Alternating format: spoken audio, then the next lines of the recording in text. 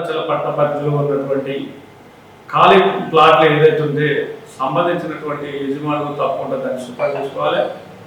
శుభ్రం చేసుకోకపోతే ఆ పక్కన ఉన్నటువంటి వాళ్ళకి దోమలు ఎక్కువగా వచ్చే ఆస్కారం ఉన్నది. ఆ దోమలు కనుక మనం ఇది చేయించాలంటే మనం తప్పకుండా ఆ ఖాళీ ప్లాట్లు చేయించాలి. డ్రైనేజ్ శుభ్రం చేయించేటువంటి బాధ్యత కూడా మేము తీసుకున్నాం. ఇప్పటికీ మేము 2 జేసీబీలు పెట్టేసి వివిధ స్థాయిలో మేము చేస్తున్నాం. దీంట్లో మేము కోరేది ఏంటంటే పట్టణ ప్రజలకు మనం పరిశుభ్రంగా ఉండాలి, చెందాలంటే మీ ప్రాంతంలో ఉన్నటువంటి ఖాళీ ప్లాట్లు కానీ ఇంకా డ్రైనేజీలు కానీ ఇంకేదైనా సమస్య ఉన్నా కానీ మాకు నేరుగా ఒకసారి సంప్రదించండి. సంబంధించినటువంటి మేస్త్రీలు మా కార్మికులు పంపించేసి శుభ్రం చేయించేటువంటి బాధ్యత తీసుకుంటాం.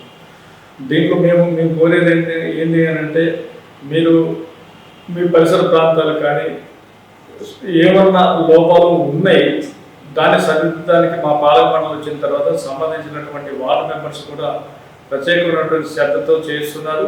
ఇంకా ఉన్నాయి, చేయవలసింది ఉంది.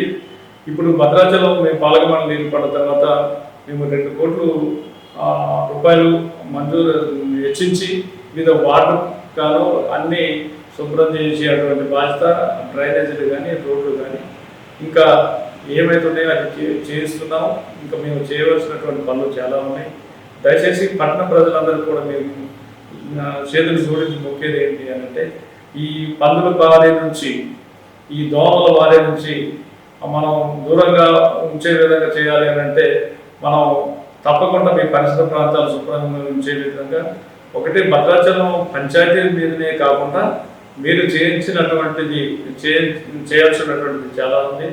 శ్రమదానం రూపంలో కానీ మంచి కలిసికట్టుగా ఉండి మన ప్రాంతాన్ని సుందరవంతంగా చేసే విధంగా, అలాగే నాకు ఈజీఎస్ వారి నుంచి కానీ ఫారెస్ట్ వారి నుంచి కానీ పంచాయతీ నుంచి కానీ మొక్కలు ఇవ్వడానికి సిద్ధంగా ఉన్నది.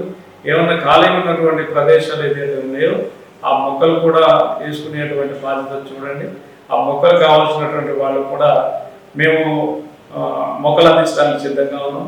భద్రాచలం మొత్తం మీద మొక్కలు వేయడానికి మేము టోటల్లీ సర్వే చేసాము.